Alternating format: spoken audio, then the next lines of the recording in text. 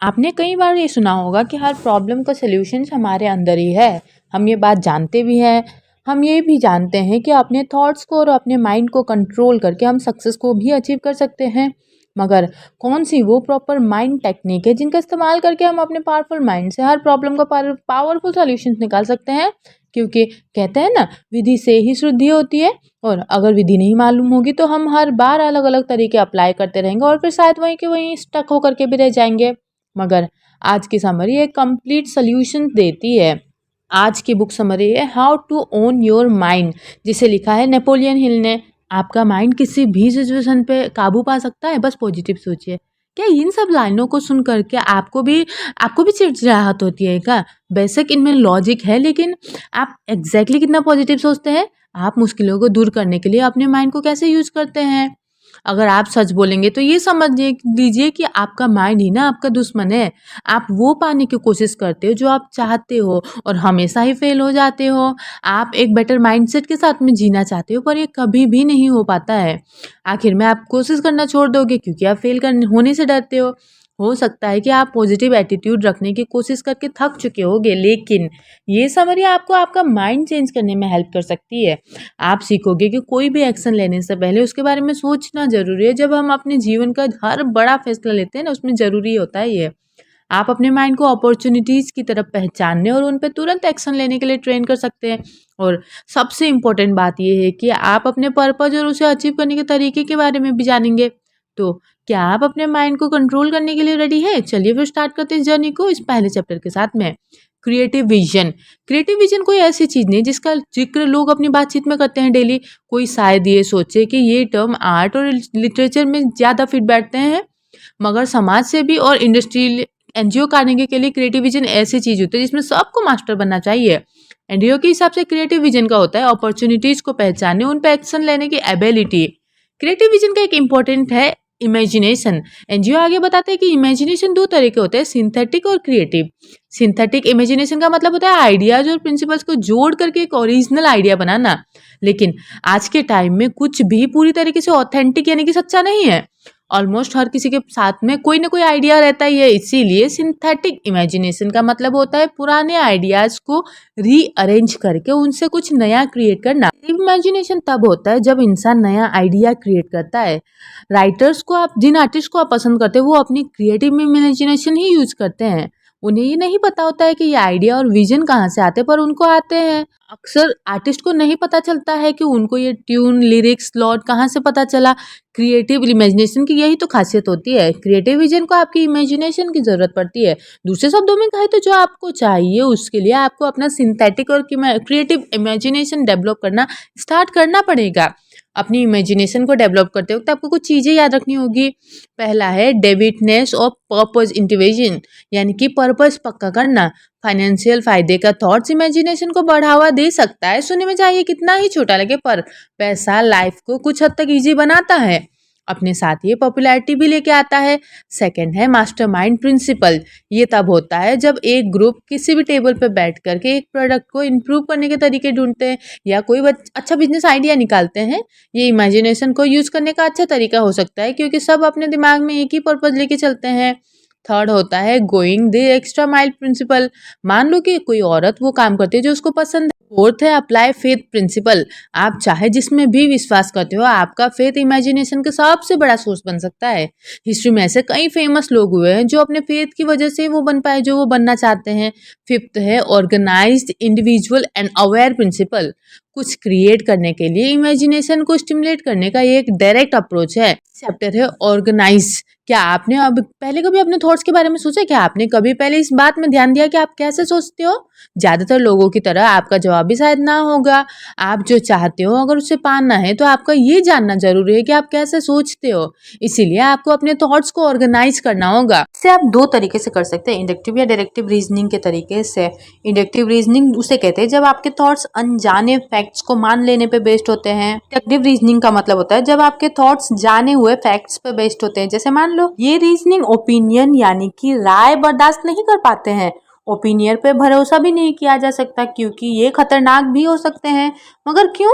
क्योंकि ये opinions biased होते हैं, यानी कि उनका किसी साइड पे ज़्यादा झुकाव होता है। और कई बार उसमें नॉलेज या इन्फॉर्मेशन की कमी भी हो सकती है। इसीलिए अपने थॉट्स को एक्यूरेट तरीके से ऑर्गेनाइज करने के लिए आपको दूसरों की राय नहीं सुननी चाहिए। कई बार फैक्ट्स और ओपिनियन में भी फर्क करना मुश्किल हो जाता है। कुछ चीजें हैं जो इस ऑथर ने बताया है कि ओपिनियन के बारे में लोग जाने। इस ओपिनियन पे तभी भरोसा किया जा सकता है जब ओपिनियन फैक्ट्स पर बेस हो। बट किसी की राय पे आंख मूंद करके भरोसा करने के बजाय पहले उस पर गौर करें। हमको समय समय पे अपनी इन्फॉर्मेशन के सोर्स को डबल चेक भी करना चाहिए। हमारा माइंड और अलर्ट इसके कारण शार्प रहता है, अलर्ट रहता है। सोच समझ करके इन्फॉर्मेशन लेने की वजह से ही सही तरीके से सोचने में हेल्प मिलती है।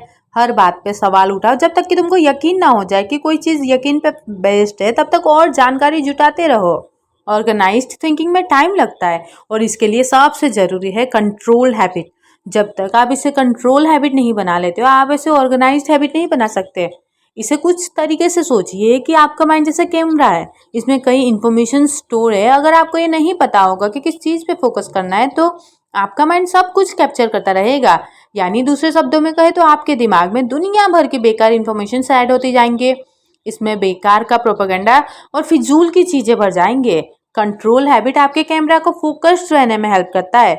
ये हजारों पेड़ों के बीच में भी एक रेयर पक्षी को जूम करके देखेगा। यानी आप फोकस्ड करके जो इन्फॉर्मेशन इंपॉर्टेंट है, काम की है, उसे अपने ब्रेन में स्टोर रख सकते हो। बात जब कंट्रोल हैबिट की आती है तो आप कहाँ से स्टार्ट करोगे? इसे आप डेफिनेट और पर्पज के जरिए कर सकते हो। अब जैसे एग्जाम्पल के लिए आप हेल्दी और फिट रहना चाहते हो, आप शिकायत करते हो कि आपका वेट कितना बढ़ गया, फिर आप अपने हेल्थ को लेकर के और ज्यादा अवेयर होने का डिसीजन लेते हो। हालांकि आपके फिट और हेल्दी बनने की इच्छा सिर्फ एक इच्छा है, आप अब भी वही खा रहे हो जो आपके लिए हेल्दी नहीं है। आप हेल्दी लाइफस्टाइल फॉलो भी नहीं कर रहे हो, आप अपने आसपास के माहौल में कोई बदलाव नहीं कर रहे हो। कंट्रोल हैबिट के लिए विल पावर चाहिए होती है। आपको अपने गोल तक पहुंचने के लिए अवेयर होकर एफर्ट करना होगा। अब जैसे मान लो कि आप अपने ऑर्गेनाइज्ड थिंकिंग को इम्प्रूव करना चाहते हो, लेकिन ये सिर्फ रिपीटेशन के जरिए ही हो सकता है। आप अब आसानी से हर चीज पे यकीन नहीं रखते हो। जिन चीजों के बारे में आप जानना चाहते हो, उनके बारे में आप और जानने के लिए रिसर्च करते हो। हमको मेंटल रिपीटेशन भी करनी चाहिए, क्योंकि इसका एक अच्छा एग्जाम्पल हो सकता है अफर्मेशंस। एमएल क्वे जो कि साइकोलॉजिस्ट है, उनको एफर्मेशंस की पावर में पूरा यकीन था। उनका एक मंत्र है जिसे उसके followers the health and success formula कहते हैं। ये मंत्र है, दिन ब दिन हर तरीके से मैं पहले से बेहतर और ज्यादा बेहतर होते जा रही हूँ। ये सेंटेंस रोज रिपीट करना बेवकूफ़ी लग सकता है, लेकिन जो भी इस बात को मानते हैं, समझते हैं, वो ये जानते हैं कि इंसान के थॉट्स कितने पावरफुल है, वो इस मंत्र को कभी भी कम नहीं समझेंगे। खुद को बोलते रहो एफर्मेशंस के थ्रू कि आप एक काबिल इंसान हो। खुद का इंटेंशन को हमेशा याद दिलाते रहो कि कुछ अच्छा होने के लिए वक्त लगता है, इसीलिए उसको सब्र करना चाहिए। एफर्मेशंस इस पूरी जर्नी में आपको उत्साह देगी। जब भी आप निराश और फ्रस्ट्रेटेड फील करोगे, आपकी एफर्मेशंस की आदत ही आपको एनर्जी देगी। साथ ही लॉ ऑफ अट्रैक्शन को भी कम मत समझो। जो भी एनर्जी आप इस दुनिया को दोगे, दुनिया इसे वापस दे देगी आपको। अगर आप हमेशा ब्राइट साइड देखने की आदत डालोगे ना, तो आपके साथ पॉजिटिव चीजें होने लगेगी। और सेम चीज नेगेटिव के साथ में भी कही जा सकती है। नेक्स्ट चैप्टर है control attention. Control attention control habit जितना ही इम्पोर्टेंट है। नेपोलियन इस बात पे जोर देते हैं कि कंट्रोल अटेंशन उन प्रिंसिपल्स में से है कि जो हमें सक्सेसफुल बनने के लिए चाहिए। कंट्रोल अटेंशन में बहुत पावर होती है। नेपोलियन इसे मेंटल डायनामाइट भी कहते हैं। कंट्रोल अटेंशन के जरिए आप खुद के बारे में अपने सारे डाउट को दूर कर सकते हो। लेकिन हम कंट्रोल अटेंशन कैसे अचीव करें? इसके लिए हमको 5 फैक्टर्स देखना होगा। Definiteness of purpose, self discipline, control attention, autosuggestion और power of will. Autosuggestion mind का एक तरीका है आपको बताने का कि आप इसे किसी भी सिचुएशन में 1000 तरीके से कर सकते हो। फाइनल फैक्टर है विल पावर, यानी कि इच्छा शक्ति। आपको चाहे लगे कि सिचुएशन कितनी भी खराब हो, पर कभी ना कभी उस सिचुएशन से निकलने का कोई ना कोई तरीका जरूरी होगा। आपका पक्का इरादा और डट कर लगे रहने के लिए आपका विल पावर जिम्मेदार होता है। थॉमस एडिसन ऑथर अपने सक्सेस का क्रेडिट उन प्रिंसिपल्स को देते हैं जो शिद्दत से वो फॉलो करते थे। अब जो इसके लिए सबसे ज्यादा जरूरी होता है कि आपको उस चीज को डिफाइन करने के लिए जोर देना होगा जो इंसान अचीव करना चाहता है। यानी इंसान को अपने पर्पज के बारे में पक्के तरीके से मालूम होना चाहिए। इसके बाद एडिसन ने बखूबी समझाया कि कंट्रोल अटेंशन और ऑटो सजेशन का मतलब क्या है। एडिसन ने कहा कि किसी इंसान को उसके पर्पज पे फिक्स रहना चाहिए जो वो अचीव करना चाहता है। उसे उस धुन के साथ में उस काम में लगे रहना चाहिए कि उसको पता ही ना हो कि इम्पॉसिबल शब्द क्या होता है। उस इंसान में कंट्रोल अटेंशन है, क्योंकि वो उस चीज पे फोकस रहता है जो उसे चाहिए। वो अपने क्राफ्ट में मास्टर बनने के लिए टाइम और एफर्ट दिखाता है और सेम विजन वाले लोगों से मदद लेता है। वो अपना टाइम उन चीज़ों पे कभी वेस्ट नहीं करता जो उसको सक्सेसफुल बनाने के लिए मदद नहीं कर रही, और ना ही उसके फेलियर, उसकी रुकावट, उसका सेल्फ डाउट उसको रोक पाता है। ये बिल्कुल विल पावर के प्रिंसिपल जैसा है। ऑटो सजेशन इस तरीके से भी मैनिफेस्ट होता है कि किसी इंसान को अगर पर्पज, वो स्ट्रॉन्ग डेडिकेशन है तो वो अपना पर्पज जरूर अचीव कर पाएगा। ये ज़्यादातर लोगों में कॉमन प्रॉब्लम भी बताते हैं, और वो प्रॉब्लम ये होता है कि ज़्यादातर लोग शुरुआत करने से पहले ही हार जाते हैं। आप खुद पे लिमिटेशन लगा देते हो कि जब तक कि आपको कोशिश करने से भी रोक देती है ये लिमिटेशंस। अब असल में आपने तो शुरुआत भी नहीं की थी, लेकिन आपके मेंटल एटीट्यूड ने आपको पहले ही फेल कर दिया।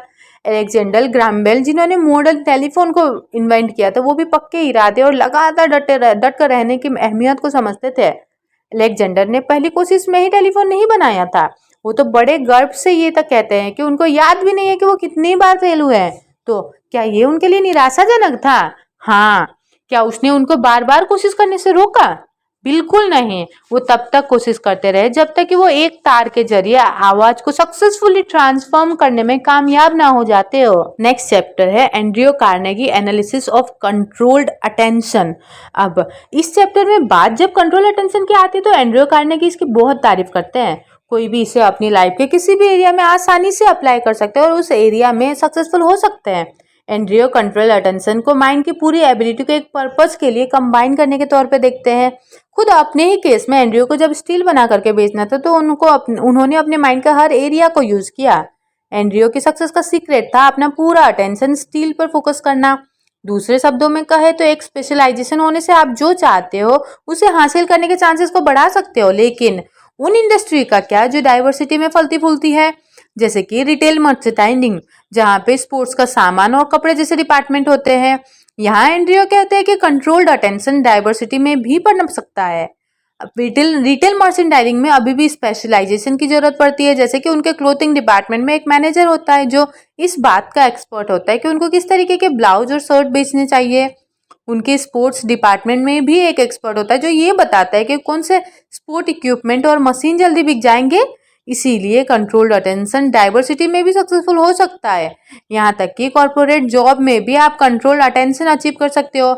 अगर आप ये डिसाइड नहीं कर पा रहे हो कि आपको किस फील्ड में स्पेशलिस्ट बनना है तो चिंता की कोई बात नहीं है, क्योंकि एंड्रियो सलाह देते हैं कि हमें बहुत सोच समझ करके ही डिसीजन लेना चाहिए किसी भी फैसले में जाने के लिए, और हमको अपना टाइम और एफर्ट कहाँ लगाना है। अगर आपको आइडिया है कि आपकी लाइफ का मेजर पर्पस क्या है तो इसमें भी आपको हेल्प करेगा, या आपको सही रास्ते की तरफ लेके जा सकता है। जैसे एग्जाम्पल के लिए एंड्रियो को नहीं लगता कि कोई स्पेशलाइजेशन ना होना एक वेस्ट है। इस टाइम का इस्तेमाल अपनी सॉफ्ट स्किल को इम्प्रूव करने में किया जा सकता है, जैसे कि इफेक्टिवली कम्युनिकेट करना, टीम में काम करना और सेल्फ डिसिप्लिन बनना।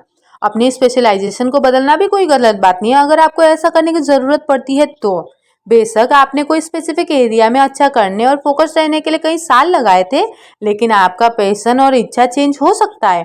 हाँ, किसी नए करियर में नई शुरुआत करना ऐसा लगेगा जैसे आपने अब तक अपना टाइम वेस्ट किया हो, लेकिन टाइम वेस्ट तब और ज्यादा होता है जब आप वो नहीं करोगे जो आप हमेशा से करना चाहते हो। और अब वक्त है कंक्लूजन का, यानी कि अभी तक हमने जो भी चैप्टर्स पढ़े उनकी की लर्निंग्स को हम यहाँ पे रिपीट करेंगे। फर्स्ट हमने क्रिएटिव विजन के बारे में जाना। अपॉर्चुनिटीज को पहचान करके उन पे एक्शन लेने की एबिलिटी को क्रिएटिव विजन कहते हैं। अपनी इमेजिनेशन को यूज किए बिना आपको क्रिएटिव विजन नहीं आ सकता है। इमेजिनेशन दो तरह के होते हैं, सिंथेटिक और क्रिएटिव। सिंथेटिक इमेजिनेशन पुराने आइडियाज और प्रिंसिपल्स को जोड़ के एक ओरिजिनल आइडिया क्रिएट करता है, जबकि क्रिएटिव इमेजिनेशन उसे कहते हैं जो किसी को बिल्कुल नया आइडिया आता है। आप अपनी इमेजिनेशन को स्टिमुलेट करने के लिए 5 क्रिएटिव आइडियाज देख सकते हैं। Definite of purpose, the mastermind, going the extra mile, applied faith and organised individual, environmental principle. अब सेकंड हमने जाना कि ऑर्गेनाइज थॉट्स को मीनिंग देने के लिए कोई ऑर्गेनाइज माइंड किसी ओपिनियन को सुनता है ना, तो उसे पूरी तरीके से एनालाइज करता है। आप कंट्रोल्ड हैबिट के जरिए ही आप ऑर्गेनाइज थॉट्स ला सकते हो। कंट्रोल्ड हैबिट का मतलब होता है जब आप कॉन्शियसली वो पाने की कोशिश करते हो जो आपको चाहिए। ये हम फिजिकल और मेंटल रिपीटेशन के जरिए करते हैं। थर्ड आपने कंट्रोल अटेंशन के बारे में जाना। कंट्रोल अटेंशन उतना ही जरिए है जितना ऑर्गेनाइज थॉट। कंट्रोल अटेंशन के 5 फैक्टर्स होते हैं। ये है definite of purpose, self discipline, control attention, autosuggestion और विल पावर। फोर्थ हमने जाना कि कंट्रोल अटेंशन लाइफ के हर एरिया पे अप्लाई होता है, खास करके करियर पर। स्पेशलाइजेशन आपके सक्सेस के चांस को बढ़ा सकती है। ये आपको पूरा टाइम, अटेंशन और एनर्जी किसी एक फील्ड या इंडस्ट्री में फोकस करने में हेल्प करता है। आप एक स्पेसिफिक फील्ड या इंडस्ट्री के बारे में जितना ज़्यादा जानोगे उतना ही आपके सक्सेसफुल होने के चांस बढ़ जाएंगे। कोई भी आपको वो पाने से नहीं रोक सकता जो आप चाहते हो। आपके दिमाग में जो डर और डाउट है उन पे ध्यान मत दो। अपने ड्रीम को पाने का प्लान बनाओ। इस धरती पे आने का आपका असल मकसद क्या है? एक बार जब आपको ये पता चल जाता है कि आपका माइंड, बॉडी और सोल पूरी तरीके से इसको अचीव करने में जुट जाएंगे, खुद पे भरोसा रखो, आप ये बिल्कुल कर सकते हो। इसी मोड पे ये बेहतरीन समरी यहीं पे खत्म होती है। And I am damn sure कि आपको बहुत सी लर्निंग इस पॉइंट से मिली होगी, जिन्हें आप अप्लाई करके अपने माइंड की पावर का पूरी तरीके से इस्तेमाल कर सकते हो। और आपको अगर कोई दूसरी समरी सुननी होगी तो वो भी आप कमेंट बॉक्स पे लिख सकते हैं। Thank you for listening this audio. Thank you so much.